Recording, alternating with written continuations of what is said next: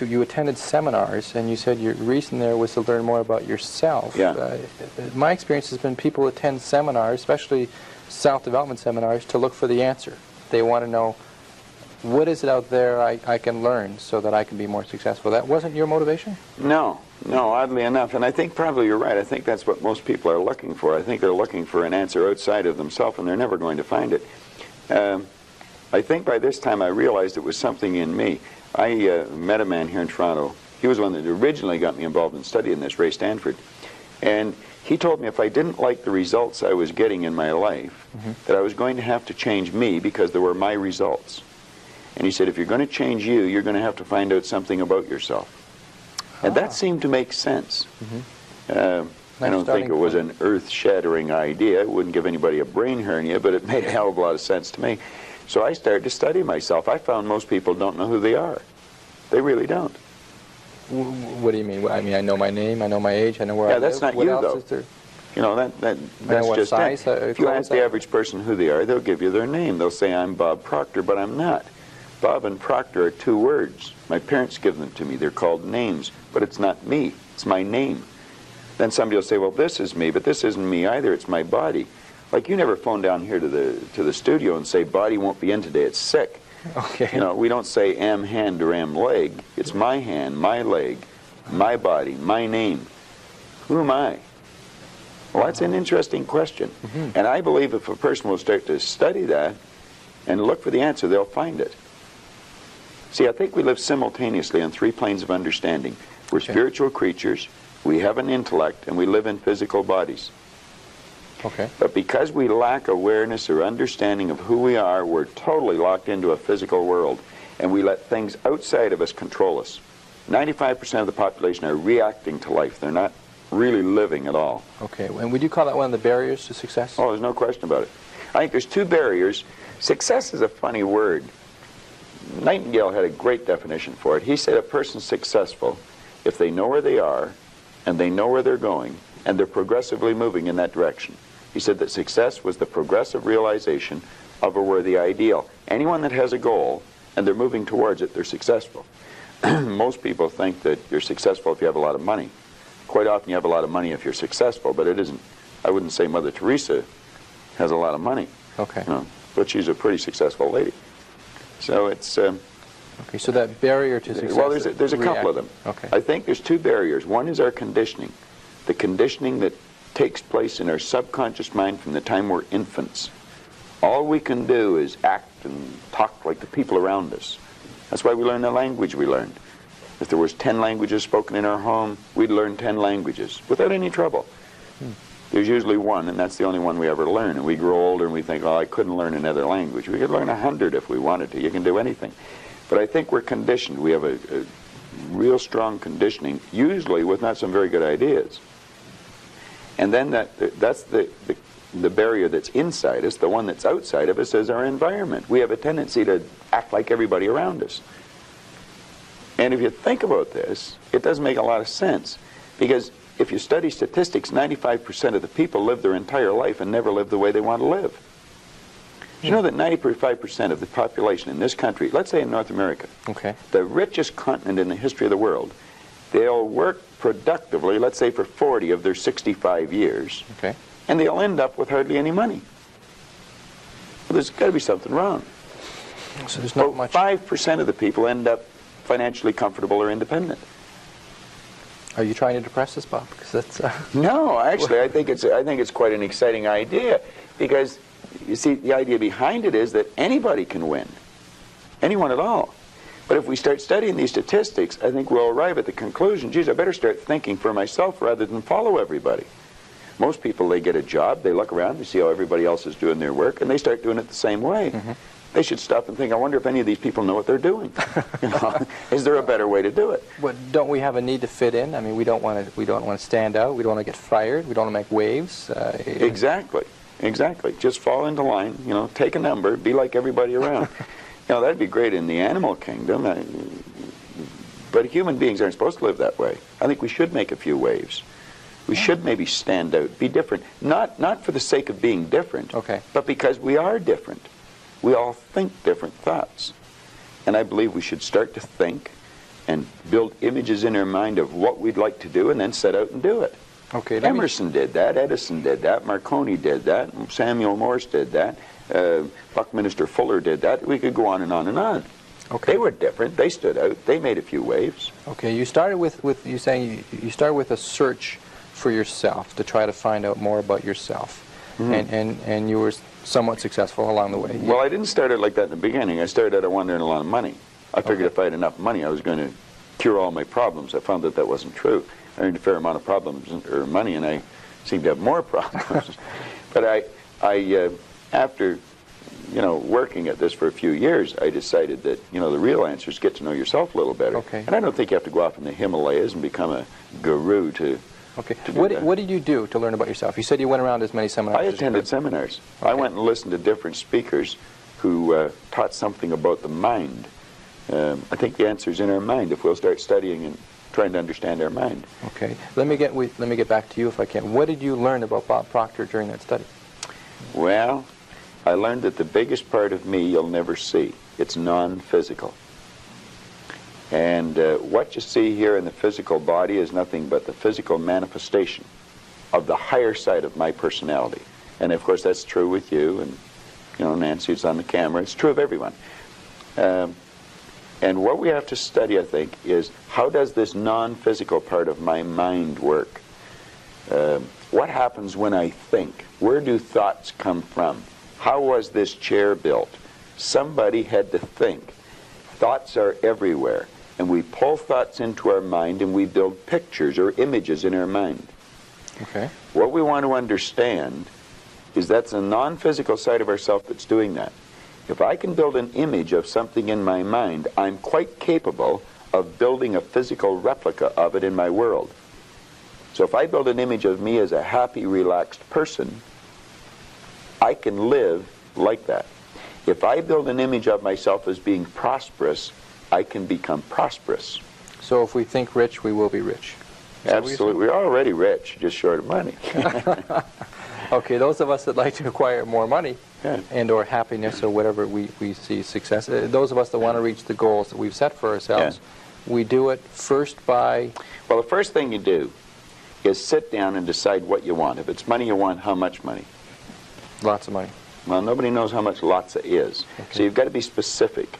Okay. You write down on a card exactly what you want. And you carry that card around and read it often. Now, this is what I learned in this book, Think and Grow Rich, and it's what I teach in the seminars. I'll teach people how to set goals. But you decide exactly what you want. And then you start to think. Now, you're going to have thoughts come to your mind of why you can't get it. Mm-hmm. You have the ability in your conscious mind to reject that idea, kick it out of your mind. Thinking of why you can't do something is never going to do you any good. And keep thinking until you start to think of thoughts of how you can do it. And the way will be shown to you. It comes in the form of images in our mind. Think of how you can and not why you can't. Okay. So our first step is to set That's the some first goals. step. And think about how we can go about reaching those goals. Exactly. And just think of how you can. Now, I would say before you get into that, you should get a good book and start to study it. Select a person who is already doing something that you'd like to do. Get to know that person. Mm-hmm. Go to the experts for advice. Don't ask the person next door, your mother, father, brother, or the guy that works beside you, because they don't necessarily know. There's no point in asking a person how to earn a lot of money if they're only earning $10,000 a year. They don't know. If they knew, they'd probably be earning a lot. It's like, don't go to a sick doctor if you want to get healthy. Okay. So you find someone that you can go to for advice. Get a real good book and lock into that book and start to study it. Like, I've had this one that looks like a Bible, but this is Napoleon Hill's book, Think and Grow Rich. I've been reading this thing now for 23 years. I'll probably read it for another 23 years. I get another good book that I brought over here today. It's called The Power of Your Subconscious Mind. Now, I'm not getting a commission for selling this. The author's dead now. He's been gone for a couple of years. But Dr. Joseph Murphy wrote this book, The Power of Your Subconscious Mind. And that's probably one of the best books that you're ever going to find, because you're going to learn something about your mind when you read this book. Okay. Now, I read a lot of books. I've got probably 1,000 books sitting in my den at home in my library. But the one that I carry it everywhere I go, and I read it all the time, is Think and Grow Rich. I never stop reading it. Now, where's the value for you to reread that and read it again? I mean, you must you must know it well enough that... I think I could probably recite it verbatim. But the secret is, I once read in a book where it said, when you read a good book through the second time, you don't see something in it that you didn't see before. You see something in yourself that wasn't there before. You see, when I read this, I create a greater awareness. Let me just read you one line out of here, 2 lines. Okay. Hill said, the missing link in all systems of education known to civilization today may be found in the failure of educational institutions to teach students how to organize and use knowledge after they acquire it.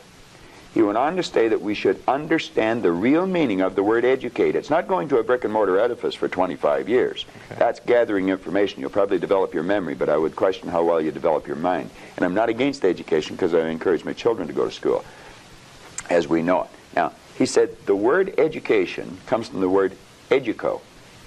And he says it's derived from the Latin word educo, meaning to induce, to draw out, or to develop from within.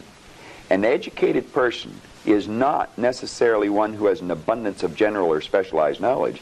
An educated person is one who has so developed the faculties of their mind that they may acquire anything they want or its equivalent without violating the rights of others.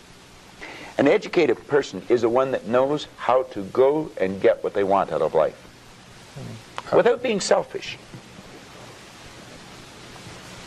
In sense, a researcher, somebody who knows what they're looking for and knows how to go about finding Well, I think we should forever be involved in research because learning is a lifelong process. You never stop learning.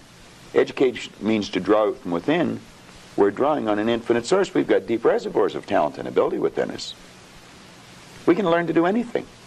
We have phenomenal powers. If we used our body like we used our mind, we'd probably just move our little finger. Okay. We don't exercise our mind enough. No. But we're not taught to. Kids in school should be taught, before the school year ever starts, to sit down. They should be given a blank report card and get them to visualize the marks they want to get and write their own report card. This is before school starts, first week in school. And then the teacher should say, now I want you just to concentrate on how to get that mark, and I don't want you to think of why you can't. And I want you to form the attitude that you're going to get it. Now, some people say that's not being realistic. That's being very realistic. That's following the success principles that go back 6,000 years in recorded history. That's how everything was accomplished. That's not engaging in fantasy thinking, in Hell, wishful thinking, in daydreaming we talk about. No. Well, that's where all greatness comes from. Greatness comes from fantasy. I would imagine that when Edison first saw the light bulb, he was fantasizing. But he kept fantasizing, and he built it into a theory, and then he built it into an image, and then he built it into a fact. Ah. I mean, when I was a kid, it was a fantasy to think of going to the moon. We've been up there with cars, playing golf. Okay, you mentioned in terms of success principles, attitude, this business of attitude. Attitude. It takes in the way you think, the way you feel, and the way you act. I'd have a difficult time really explaining attitude right just in a conversation. I use a board in the seminar, and well, I did an attitude seminar last night. We spent 3 hours dealing with that one subject, you know, so to do it here in 3 minutes, I can do it. I haven't learned how yet. Okay. Let's put it that way. I recognize it's difficult because we talk... You have to have a winning attitude, though, Tom. Okay. In human relations, we talk about the toughest thing with managing people. The toughest thing to deal with is their attitude. That's right. That's almost impossible. And that's the one thing where management falls down. But we can't change people's attitudes. Well, nobody can change another person's attitude. The only attitude we can change is our own. But you see, if management have the idea it's their attitude and we can't do anything about it, then they're not going to do anything about it. But if management arrive at the conclusion, yes, it is attitude, and let's teach the people something about attitude. Let's teach them something about themselves. Let's make them realize that they're worth something, that they're valuable, that the greatest resource we've got. Companies spend about 65% of every dollar that comes in goes back out on employees and wages and benefits, and yet management knows less about employees than anything else. They know more about the gadgets and the widgets than they do about the people. Okay, so your suggestion is we develop a winning attitude. Absolutely. Can you define that for me, first of all? What is a winning attitude? Well, if we can understand, let me digress for a second. The whole universe operates by laws, and there's a law of opposites. It's called the law of polarity. Everything has its opposite. There's a right and a left side. There's a front and a back, an up and a down, a hot and a cold, positive and negative, yin the yang. You know, well, you can think negative or you can think positive, but you can't think both at the same time. You're only going to think one way at one time. And we have to train our mind to think or look for the positive or the good in things. There's good in everything. There's no such thing as no good. Car broke down on the way over to the station. There's something good about it. There's something good about it. Now, you may have to look to find out what it is. Okay. Yeah. But there's something good in everything. There has to be a positive and a negative for anything to exist. There's a law of gender that decrees that. Science understands it. It's taught in science. Okay. Well, once we understand that there's this law of opposites, there's negative thoughts or positive thoughts. As the thought energy flows into our mind, we decide what we're going to think. A person's out of work. They can decide to think, I can't find a job, but they can decide to think, I can. If they're thinking, I'm going to find one, then they'll start attracting a train of thought to them, figuring out how to find it. You really have to understand how your conscious and your subconscious mind works in relation to your body or your physical world to understand attitude. Attitude should be taught as a subject in school ahead of reading, writing, arithmetic, or anything else. Because it's a person's attitude that's going to determine the marks they get. Okay, and maybe part of attitude or related to attitude is this business of self-image, which you talked about. Yeah. Well, that would, like we were talking about success principles, and I was saying you got to get the winning attitude, you've got to set a goal. Then you have to work on self-image. Now, when we think, we build images in our mind. Dr. Maxwell Maltz discovered the self-image concept as we know it today in 1960. He was a plastic surgeon. And he realized he was operating on people. He may removed a nasty scar from their face. And he noticed sometimes when he removed the scar or maybe did a nose job on them or something, there was a great psychological change took place in the person. Where they may have been introverted, they started to become very gregarious and outgoing. And he postulated that there must be two images that we have, an exterior image, and we also have an inner self-image. Mm-hmm. And he started to study this, and he wrote a magnificent book on it called Psycho-Cybernetics. Mm-hmm. And psycho-cybernetics, psycho being the mind, cybernetics being the science of control and communication. And he goes into this, and he explains how every one of us has an image in our mind of ourself. And it's called a self-image. Too many people don't know much about themselves, and so they don't have a very good image of themselves. And you'll often notice that people will shy away from you. They won't look you in the eye. They'll look down or look up. They'll never try to do anything of any great consequence because they don't think they can. They have a poor self-image.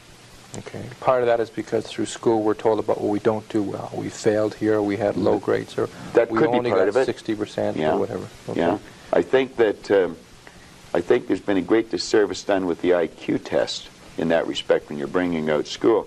Binet, the Frenchman back around the turn of the century, invented the IQ test, and then we brought it over from Stanford over here, and we'll test a person's intellect, and then we'll brand them good, bad, smart, not, and that's not true. We can change IQs by changing self-images. Mm-hmm. But yes, if we're told we're not very good, you're just like your dad, you're a bum, you're never going to do well, you didn't go to school, you can't win. Okay. Well, that's all false. We can do anything. And we should be encouraging a child. Give them a pat on the back rather than a kick. Okay, what can we do? Members of our viewing audience right now, most of us walk around with some degree of a self-image. Is that fair to say? We all have a self-image. Okay, would you say most of us have a negative self-image to some degree? Well, let's say we can all improve our self-image. Okay. I don't care how good your image is, you can improve it. Okay, how can we improve it? Something specific. How can we go about making our self-image more positive? Well, again, you're getting into a whole day seminar. If I could give you just a simple tip on it, if a person would sit down and let their body relax, totally relax, okay, and then start to visualize in their mind, see themselves the way they want to see themselves. Which may take a good deal of thought, since we're not well, you sure relax, yeah. I mean, in terms of how we want to see ourselves. Maybe we don't know how we want to relate it to something specific. Somebody we admire, maybe? Or, possibly. Somewhere we'd like to see ourselves down the road? Okay. Yeah. See how you'd like to live your life. See yourself living it that way. Okay. Now, understand that that's a picture in your mind. When you pick up a book, the book is nothing but a picture that an author has painted in words. Van Gogh, the great artist, was asked one time how he did such beautiful work. He said, I dream my painting, and then I paint my dream. They get the picture on the mind, and then paint it on the wall or on the canvas. Well, if we would relax and build the image in our mind of how we'd like to see ourselves, how we'd like to see ourselves acting in life, relating to other people, our social life, see ourselves in the position we hold, or how we make our sales presentations if we happen to be in selling or something, and then take that picture and describe it, write it out in the present tense. I am so happy now that I see myself, and write it out. Now, a lot of people will laugh at this and say, that doesn't make any sense. It makes a lot of sense. They can't tell you why it doesn't. I could spend hours telling you why it does, and I could explain it in such detail that everyone would understand it. But write out a description of how you'd like to see yourself. Start to read it, and read it, and read it, and read it every day. Carry it around and keep reading it. The one point that all the great teachers, all down through history, have all agreed on, they've been in complete unanimous agreement on it, we become what we think about. Now, it may be fantasy at first, it might even appear to us as being a lie. But if you read it often enough, you'll start to believe it. And when William James said, believe and your belief will create the fact, you will see the person's personality change. I watch people in the seminars, personality change right in front of my eyes. And all they're doing is starting to see themselves different. They're starting to think different thoughts. So our thoughts control our actions? Oh, there's no question about it. No, our thoughts control our feelings. Okay. Our feelings control our actions. All right. And we control our thoughts? Absolutely. Or we can control our thoughts? We can control our thoughts, yes. Generally, though, one of our difficulties, one of our problems maybe is that we tend to react to what other people tell us, and we consequently get the negative thoughts, and then that affects our feelings, and then that affects our behavior. That's right. That's exactly the way it is. We read the newspaper. Doom and gloom's coming. We just accept it. Doom and gloom doesn't have to be coming. Do you know there's always been a depression for some people? I grew up with the idea that everybody went broke in the 30s. They didn't. Some made millions. I thought everybody went out of business. They didn't. Some people went into business. There's always a depression for some people, and there's always good times for others. Let's ask ourselves when we read something in the paper, do I want to get emotionally involved in that idea? If it's a negative idea, I don't want to get emotionally involved with it. I don't read the paper that often. I do, but I don't dwell on it. You don't get emotionally involved in it when you see other negative. When an idea comes into your mind, whether somebody else tells you or whether you read it in the paper, we should reason with it. Ask ourselves, will that idea help me get to where I want to go? If it won't, reject the idea. Okay. All right. Bob, I appreciate it. Our half hour's gone by already. Went fast. Very quickly. Those that are interested in learning more about your philosophy of success, and I know you do give very specific tips on what they can do to become more successful, are welcome to attend your seminars. Absolutely. Tell them to phone the office. We run seminars all the time. Terrific. Okay, I appreciate it. Thank you very much for joining us. My pleasure, Tom. Glad to be here.